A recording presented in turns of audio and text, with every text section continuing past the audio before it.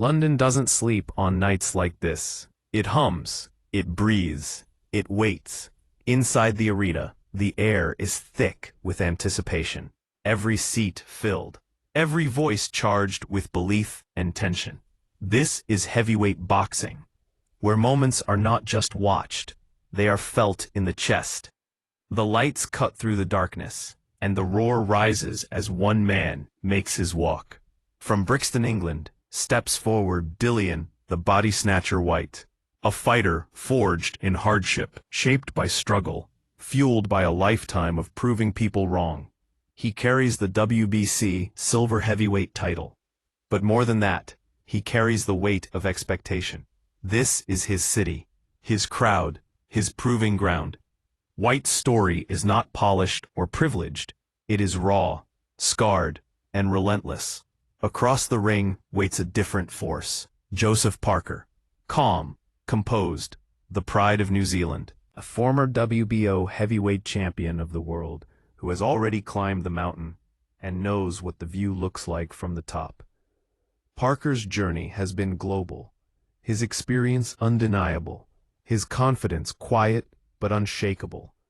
Tonight is about momentum, about relevance, about reminding the heavyweight division that his chapter is not finished. The referee gives the final instructions, but these words fall into the void.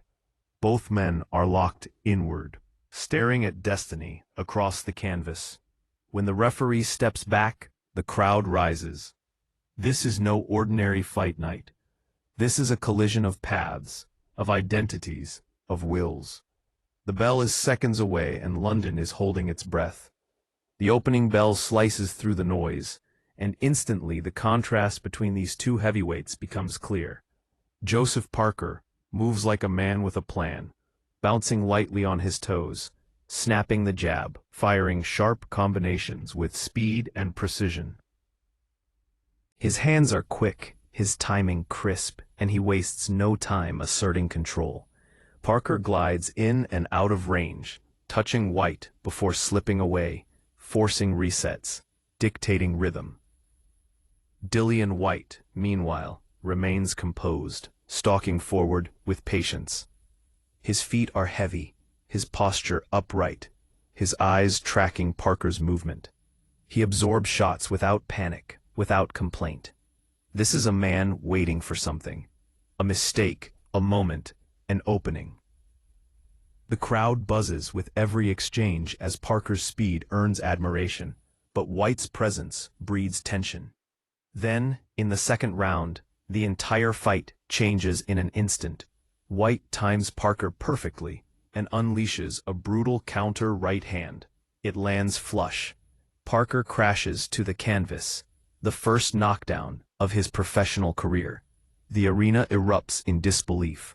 Parker rises quickly, composed but shaken, and the message is clear. This is no longer a safe boxing exhibition. This is danger. Whyte presses forward, ripping hooks to the body, making Parker feel his weight. Parker continues to box beautifully, but now, every exchange carries consequence.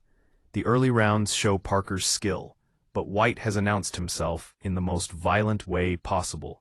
As the fight progresses, the rhythm begins to shift. Parker still controls distance better, landing clean shots and moving when he can. But Whyte's pressure never fades. He steps forward relentlessly, cutting the ring, forcing Parker into tighter spaces. Every clinch becomes physical. Every exchange carries weight. Whyte leans on Parker, pulls him, makes him work, even when no punches are thrown. This is not just about offense. This is about erosion. Parker's movement remains sharp, but the cost of staying mobile begins to show. His breathing deepens, his shoulders tighten. Whyte digs to the body, thudding shots into ribs, reminding Parker that this is a 12-round fight. Parker answers with pride, snapping right hands, firing combinations that remind everyone of his championship pedigree. But Whyte absorbs and returns fire. The crowd senses the tension building. This is not dominance. This is struggle. The fight is becoming a test of whose style can impose itself longer. Parker wants space. Whyte wants chaos. and slowly, round by round, Whyte drags the fight closer to the trenches. Sweat flies, gloves scrape. The sound of punches echoes through the arena. This is heavyweight boxing without shortcuts. By the middle rounds, the fight has transformed into something brutal. Parker's speed is still there, but it's harder to access. Whyte's pressure is suffocating now. He stalks, he crowds, he roughs Parker up on the inside. Every clinch is a battle. Every separation feels like a small victory. Parker lands clean shots, sharp uppercuts, crisp rights, but Whyte refuses to back off. He answers with hooks, with body shots, with sheer will. This is where Dillian Whyte thrives. The uglier the fight becomes, the more comfortable he looks. Parker's corner urges him to box, to move, to stay disciplined. But discipline becomes difficult when a heavyweight is leaning on you, dragging you, wearing you down. The crowd roars with every exchange, sensing the fight tightening. Parker's face shows effort. Whyte's shows intent. Neither man is winning easily. Both are paying a price. This is attrition. This is survival. The tension is relentless, and the feeling grows stronger with every round. Something big is coming. Then comes the 9th round, the moment the fight changes forever. Whyte steps forward, with purpose, shoulders loaded, feet planted. And then it happens. A monstrous left hook detonates against Parker's jaw. The sound is sickening. Parker collapses to the canvas, crashing down in dramatic fashion. The arena explodes. This is not a flash knockdown. This is devastating. Parker rises, but he is badly hurt. His legs wobble. His eyes search for clarity. Whyte smells the finish and pours it on, unleashing a barrage of heavy shots. Parker fights back on instinct alone, throwing desperate punches fueled by pride and survival. The referee watches closely as seconds stretch into eternity. Whyte lands, but fatigue begins to creep into his arms. Parker somehow survives, staggering back to his corner, battered but unbroken. He knows he's behind. Everyone knows it. This fight has crossed into something primal now. This is no longer about plans or strategy. It's about who can endure pain and keep standing. The championship rounds arrive, and Parker knows the truth. He must gamble. He injects pace, throwing combinations with urgency, forcing exchanges. For moments, it works. He lands clean shots that visibly hurt Whyte.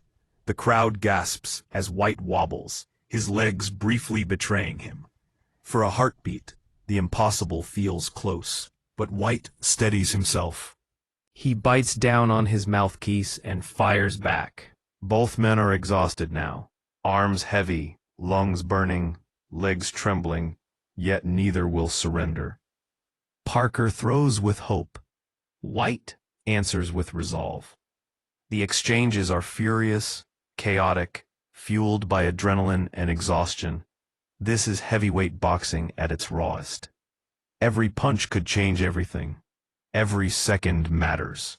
The final round begins, and both fighters are running on fumes. Parker gives everything he has left, swinging with urgency, trying to summon one last miracle. Whyte absorbs, counters, survives. The crowd is on its feet, roaring with every exchange. Both men are exhausted, marked, but still standing. This is heart, this is will. This is why people fall in love with boxing. When the final bell rings, it feels like release.